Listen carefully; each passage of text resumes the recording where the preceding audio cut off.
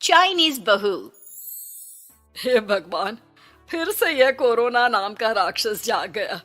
इस बार तो ड्रैगन के मुंह से मौत बरस रही है। सही बोल रही है माँ जी। मुझे तो अब शर्म ही आती है कि मैं चाइना से हूँ। न जाने क्या क्या खाती हैं, कैसी कैसी बीमारी फैलाती हैं। अरे बहू, लेकिन वहीं से तो तू भी आई है ना मेरी लाडो। तू तो अंडा भी नहीं खाती। माँ जी, अच्छा खासा सब ठीक हो गया था, लेकिन पता नहीं कैसे ये फिर निकल कर आ गया।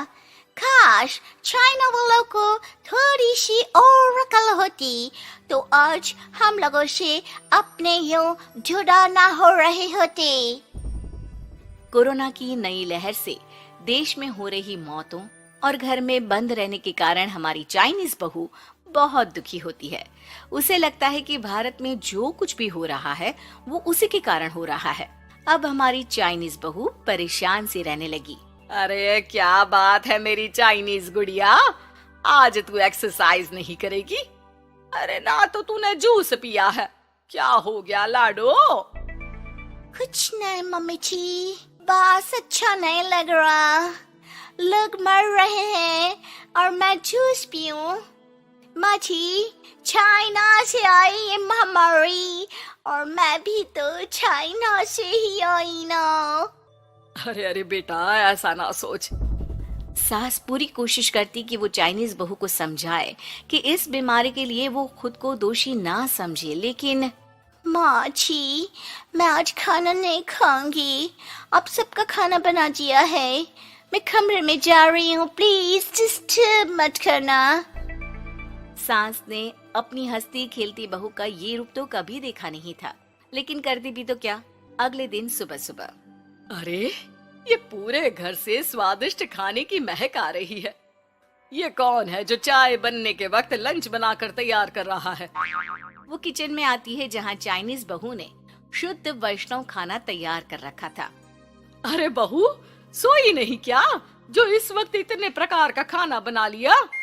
हाँ हाँ माँ जी, क्या करे, जब दिल में बोझ हो तो नींद नहीं आती। तभी तो मैंने सोचा मैं गरीब और जरूरतमंद लोगों को खाना पहुंचा दूंगी। वो ढेर सारा खाना रोज बनाती और गरीब और बेसहारा लोगों में बांटती। क्या कर रही है बहू? कितने दिनों से देख रही हूँ तू अच्छे से सोती भी नहीं है। क्यों कर रही है लाडो? क्या करूं माँ जी, मेरे देश के लोग जीवन की लड़ाई लड़ रहे हैं और मैं सो जाऊं, मुझसे नहीं होता। एक दिन चाइनीज बहू पीपीटी किट पहनकर खड़ी होती है। अरे ये क्या बेटा, खाना देने जा रही है या लड़ाई लड़ने?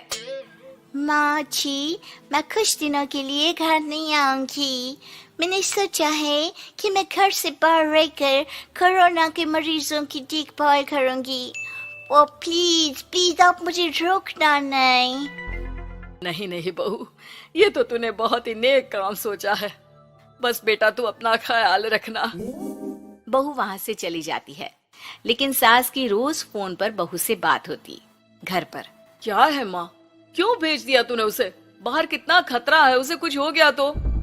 अरे बिल्कुल चिंता ना कर, उसने सारे नियम कायदे को फॉलो किया है। अरे वो बिल्कुल ठीक रहेगी। और अगर मैं उसे मना कर देती ना तो उसकी अंतरात्मा उसे सोने नहीं देती। तू तो सारा दिन घर से ऑफिस का काम करता, लेकिन मैंने देखा है उसे कितना परेशान रहती थी कुछ दिनों से। हाँ वो भी है। उधर चाइनीज बहू लोगों का खूब ख्याल रखती, उन लोगों तक खाना पहुंचाती, उनके बच्चों की देखभाल करती। एक दिन बहू अपनी सोशल साइट देख रही थी तो उसे दिखता है कि एक आदमी ने बच्चों की देखभाल के लिए पोस्ट डाली है। बहू उसे फोन करती है। मैं आपकी कोई मदद कर सकती हूँ, प्लीज बताओ। दूसरी तरफ से आवाज आती है। मैं और मेरी बीवी दोनों ही कोरोना से पीड़ित हैं। हम लोगों के बच्चों को देखने के लिए कोई नहीं है, प्लीज हमारी मदद करो। हाँ हाँ बिल्कुल, आप परेशान ना हो, मैं आ रही हूँ। मुझे आपका एड्रेस बताओ। वो आदमी बहू को पता लिखवाता है। वहाँ वो पहुँच जाती है। ओह, ये किसे बुला लिया आपने? ये तो चाइनीज है, इसी के कारण तो हम लोगों का देश इस परेशानी से जूझ रहा है। अरे पर ये तो हिंदी में बात कर रही थी। तभी बीवी की ऑक्सीजन लेवल गिरने लगती है। ये क्या हो रहा है? आप टेंशन क्यों ले रहे हैं? जल्दी से इन्हें अस्पताल लेकर जाइए। रुकिए, मैं आपको एक अस्पताल में बेड भी दिला देती हूँ। वो मेरे अंकल का अस्पताल है। चाइनीज बहू फोन पर बात करके उन लोगों को बेड दिलाती है, जहां पति की भी तबीयत खराब हो जाती है और दोनों को बेड दिलाकर बहू घर में बच्चों की पूरी देखभाल करती है। सास का बहू पर फोन आता है। अरे मेरी चाइनीज गुड़िया, कैसी है रे तू? अरे माँ, पीछे की गली में ही हूँ मैं। वो खालिया लोग है ना, उन दोनों हस्बैंड वाइफ को कोरोना हो गया था। मैंने उन लोगों को श्रीवास्तव अंकल के अस्पताल में भर्ती करवा दिया है और अब मैं नमाज ही उन दोनों बच्चों का ख्याल रख रही हूँ। अरे जीती रहे बेटा, कोई जरूरत हो तो बता देना। नहीं माँ जी, सब कंट्रोल में है। बस इन बच्चों के माँ बाप ठीक होकर घर आ जाए। अच्छा माँ, इन लोगों के घर का फोन बज रहा है, मैं आपको थोड़ी देर बाद कॉल करती हूँ। लैंडलाइन में घर के मालिक का फोन था। हम लोगों की जिंदगी का कोई भरोसा नहीं है। यहाँ इलाज महंगा है और हम लोगों के पास पैसे नहीं है। जितना इलाज हो सकेगा उतना ही होगा।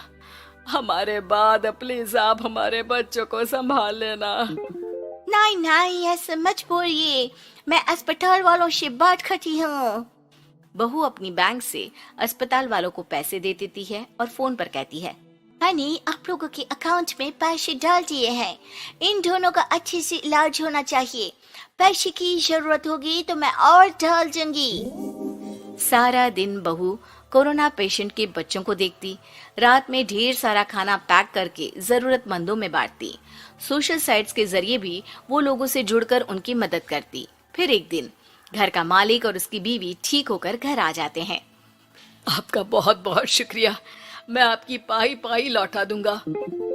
भाई नहीं, पैसा दिया था, लेकिन वो जब आप बिल्कुल ठीक हो जाना तो क्षमा कर दे देना, कोई बात नहीं। दोनों पति पत्नी चाइनीज बहू का शुक्रिया अदा करते हैं। आप तो हम लोगों के लिए भगवान की तरह हैं। आपका बहुत बहुत शुक्रिया। चाइनीज बहू बहुत खुश हो जाती है। वो घर आकर सास को पूरी बात बताती है। देख मेरी चाइनीज गुड़िया, तुझे चाइना का होने पर अफसोस था ना, लेकिन तूने सच्चे दिल से लोगों की सेवा करके ये बता दिया कि बेटी कहीं की भी क्यों ना हो, ससुराल आकर वो ससुराल के रंग में ही रंग जाती है। अब तो तू मेरी भारतीय बहू है। हाँ।